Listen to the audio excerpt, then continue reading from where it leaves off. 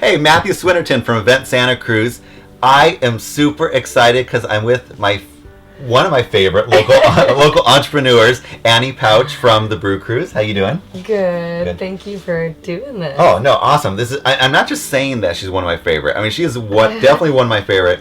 And I feel like you've been around forever, but I haven't. Brew Cruz has been on like a year? A year and a half. Yeah. See, which is crazy. Yeah. It feels. Yeah. It just flew by. That is. Well, let's go back actually. So that's a year and a half. Mm-hmm. But there was a 6 months to a year before that you were setting it up, right? Yeah. So give me that process. No, let's go back even to like how you came up with the idea.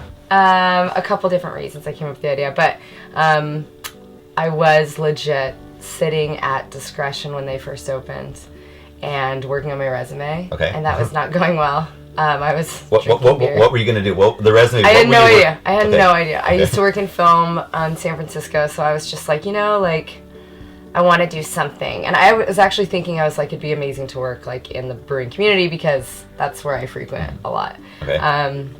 But no one was hiring at the time. So I had been in Boulder. Okay. The summer prior. Like living there or just on vacation? I went to school there, okay. College, but yeah, we were there for a wedding. And we had rented one of the local buses that does like historical tours to take us to breweries, like the whole wedding party. And it was so much fun. Yeah. And so I kind of already had the idea, or envisioned that it could work in Santa Cruz. So as I was sitting there working on a resume, I was like, you know what? Maybe I'll just go for something. Maybe I could start something, myself, or do something that would just be a challenge and unique and not a 9-to-5 sitting behind a desk, which I'm not very good at. That seems like that's what a lot of entrepreneurs, I love when that happens, when it's not just like, okay, how do I make money? The first thing, which you have to do, but it's when an idea comes that you would think would be a fun thing to do, or you're inspired or you're passionate about. I mean, you were sitting there having a beer. Beer is very inspiring. Yeah, when they're the guys at Discretion are pretty helpful, aren't they? They're lovely. I love them. It's everybody has their Discretion story on how they help them somehow. Yeah, it's true. Yeah, in your community. Yeah. Yeah, in the beer community is very close here in Santa Cruz. Well, and Discretion was inspired to open by Santa Cruz Mountain. Really? Okay. Yeah, they're lifelong members, so they. See, everybody is just one big happy family. I would agree. And you bring them all together. Yeah, well, it's sort of a link. Okay, so let's you got the idea, you want to get a bus. What's the next step for you? Well, I first talked to all the breweries and introduced myself because I could sit behind a bar and drink, but I didn't have relationships, like I do now, certainly. And so, I introduced myself and I just said, this is what I'm going for. What would you think? And you didn't have a bus or anything? I didn't have the bus. They all were like, where's the bus? And I was like, well, I don't even have it yet. So just bear with me. And yes, that was first process. And then when I got the bus, it was real. It was happening. Where did you get this bus? On Craigslist. Was it a local? No, it was Craigslist San Francisco. Okay. It was parked downtown. And it didn't look this beautiful? No, it did not look like this. Was it what was it used for before, or was it a band was touring. Yeah, a band was touring the U.S. in it. So there was very involved rope and curtain system in here. There was a bed. There was a kitchenette. A lot of equipment storage. Yeah. It didn't look like different. So you completely practically gutted this and remodeled it. I did with the very, very skilled hands of my friend Scott McDonald. Oh, nice. Yeah. What were some of the big challenges, the early days of setting up the business? What did you find was the stressful part? The licensing. Okay. Yeah, I mean, my license is with a couple different. It's the CHP, the California Public Utilities Commission, and the DMV. Particularly the Public Utilities Commission and the DMV.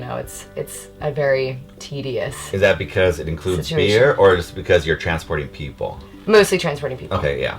Yeah, and that's where your liability insurance and everything comes in. So that was tedious and just a lot of money. And then I think Scott was working on another project. Okay. So finding time to get the bus done. And you're also, you probably okay, I want to get this now, but he can do it when he can. Yeah, and it's not like I was in there, I mean, I could do a lot, but I couldn't do the main stuff by myself, you know.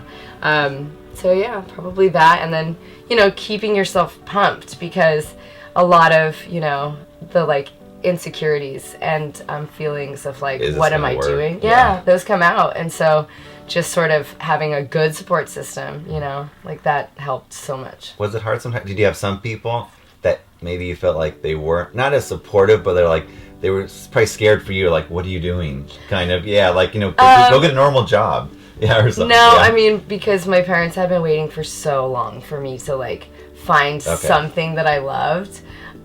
So for the most part, people were just like, finally, Annie has found like thing. Something. And, like, and they were seeing me work harder than I ever had before. Nice. So I think that, like, for them, I didn't have any, like, naysayers, or, you know? Which is nice, because usually as entrepreneurs, it seems like we end up, a lot of them do, our family, or, you know, your family, close, like, they're nervous for you. It's not that they're, like, they're not that they're, like, they don't trust you or supportive of you. They just, they're nervous for you that you actually won't support yourself. Oh, yeah. Yeah. I mean, I'm going to, you know, get a bus, and I'm going to take people around to breweries. I mean, that could be like, that doesn't sound like a real job. And you could be around beer all the time. So it's a great, like when you do a tour, and explain what a tour is. Because I think we should go back a little bit. What is a Brew Cruise? What do you do? Well, so there's two different, public and private, but it's majority private tours. And so if you're celebrating a birthday or a reunion, or really any occasion, or just like a group of friends wanting to get together. Sometimes even companies, they're like, hey, we have a... team builds, so basically, you have 8 to 15 people, and I pick you up at your residence or your workplace or wherever is most convenient, because, like, my big thing, I certainly am not encouraging by any means anyone driving after a brew cruise, and it's a lot of times, like, you know, they'll have dinner after or something like that. So I pick you up and do my whole spiel and talk about the breweries that we're going to be visiting for that day, and maybe just like some interesting history about them or some specialty beers they have on tap.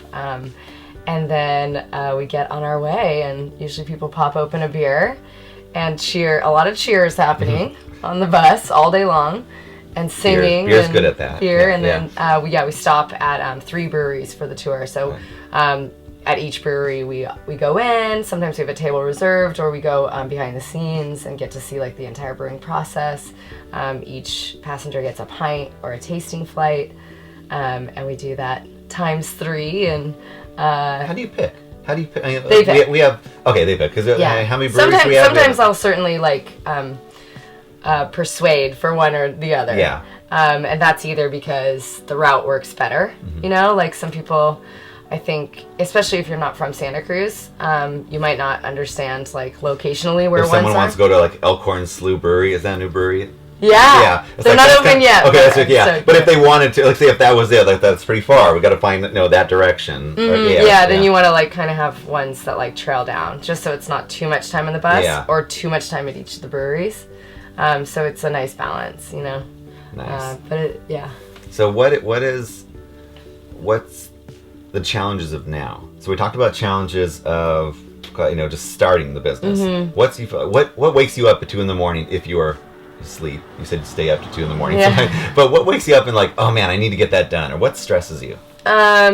Mostly just the financial aspect of it. Like, I'm not great at like QuickBooks and that kind of stuff. So I mean, I guess like trying to wear so many hats. Like, I've got the tour thing down. That's what I'm passionate about. That's the fun part. That's the fun part, you know. That's what I like thrive on, and being at the breweries and just everything around like beer, really. I think trying to make sure I'm still like boss lady. Well, there's only one of you, Annie. Right. Right now.